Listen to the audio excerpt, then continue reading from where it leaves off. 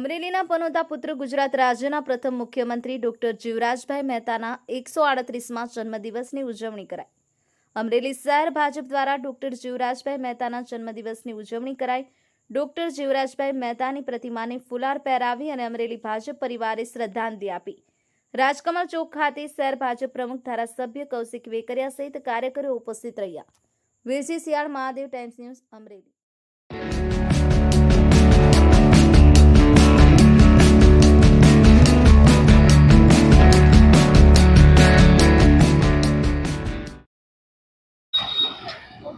ગુજરાત રાજ્યના પ્રથમ મુખ્યમંત્રી અમરેલી જિલ્લાના પનોતા પુત્ર આદરણીય ડોક્ટર જીવરાજ મહેતા સાહેબની જન્મજયંતિ નિમિત્તે શહેર ભાજપ દ્વારા આજે પુષ્પાંજલિનો કાર્યક્રમ રાખવામાં આવ્યો। ખાસ કરીને ડોક્ટર જીવરાજ મહેતા સાહેબનું જે યોગદાન સમગ્ર રાજ્ય માટે ખૂબ મહત્વનું રહ્યું છે।